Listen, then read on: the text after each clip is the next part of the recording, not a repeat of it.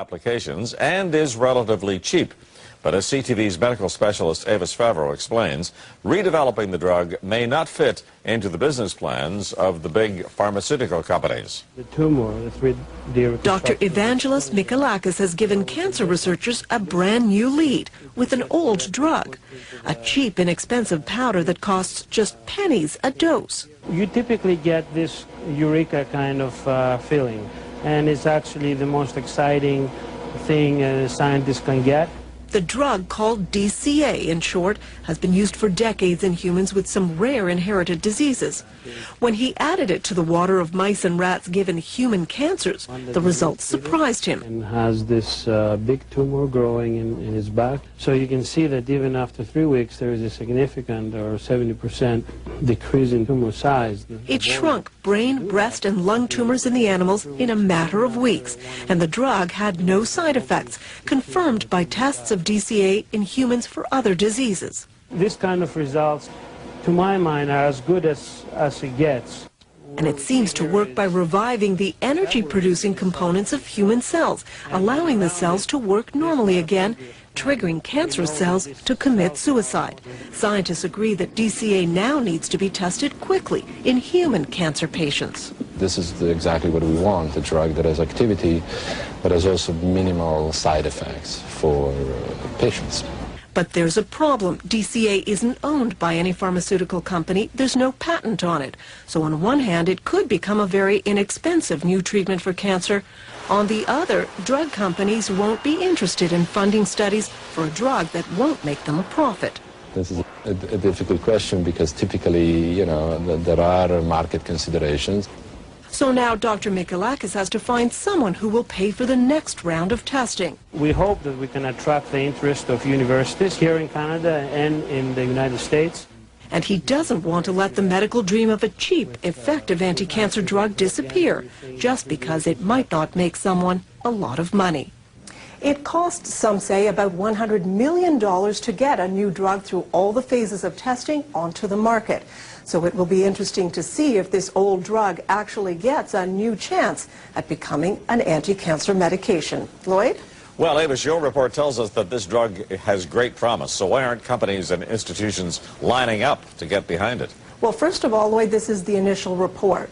Secondly, because the drug isn't patented, it's an old drug, if someone invests in researching it, they're not going to make a profit because anyone can make it. So we'll have to see. There are some agencies, public agencies, government agencies that may give it funding, but that's still a question that will have to be answered.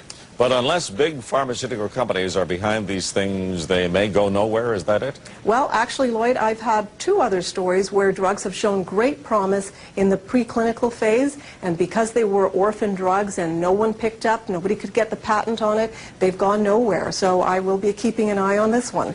Thank you very much, Avis.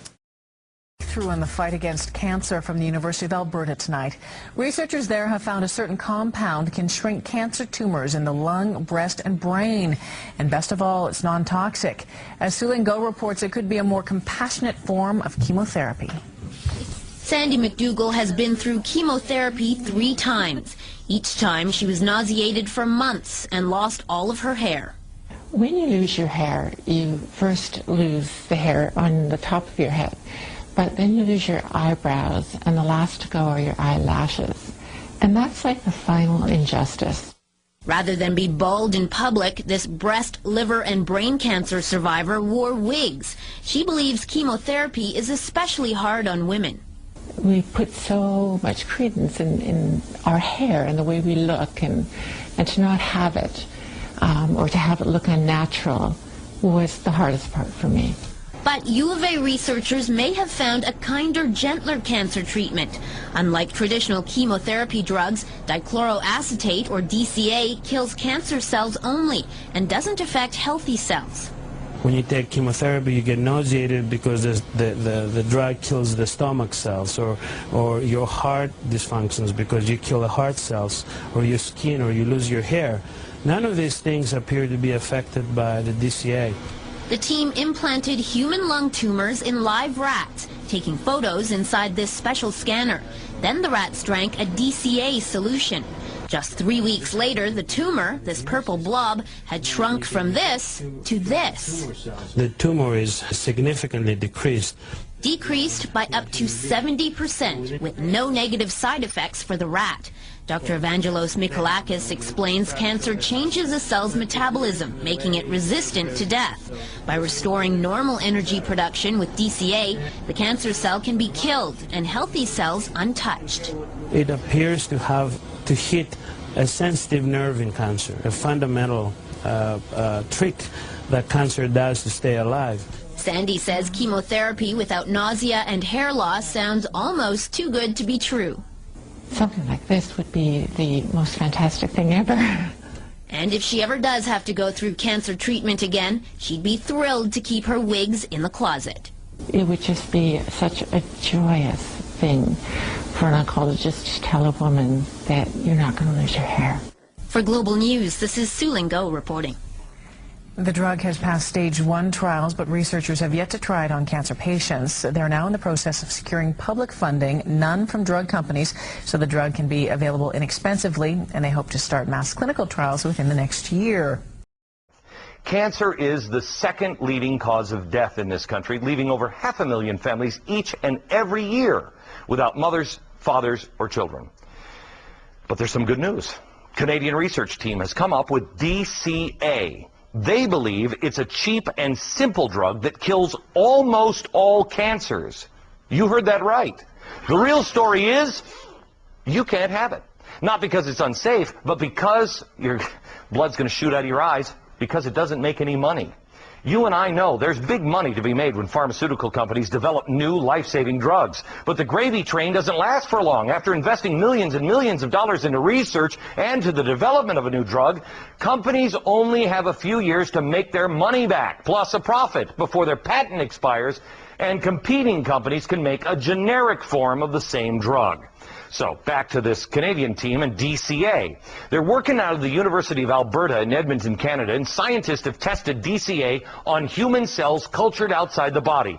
They found that it killed lung, breast, and brain cancer cells, but not healthy cells. Got it? That's revolutionary. This is bordering on a cancer miracle. Tumors in lab rats that were deliberately infected with human cancer also shrank drastically when they were given DCA. So, where's the problem? Well, since DCA has no patent, that means it can be made generically from day one. No exclusivity equals no value. You know, I heard that today and I thought, you know, once in a while, maybe capitalism needs to be reminded of the value of human life. Dr. Evangelos Mikolakis, he is one of the leading researchers working on DCA out of the University of Alberta. Doctor, am I overstating this? Do you believe this is a cure for many cancers? I'm not sure I would call it a miracle, Glenn. It's a very promising advance, but there have been a lot of miracles in medicine, in lab animals and in test tubes that never translate into miracles in actual human beings. Okay, now so there are a lot of reasons to be optimistic about it. Can you do these studies, and how long will it take? We are about to start these clinical trials in human beings here at the University of Alberta, and we think we'll be starting somewhere in the next couple of months. It will take several months to complete the first stage of these trials to know at least that this drug is effective in human beings as it was in human cells out of the body. Was this drug used for anything else? Is this drug on the market for anything else right now? It's not in the market, and you cannot find it in pharmacists. You can buy it in bulk from chemical companies, cell chemicals.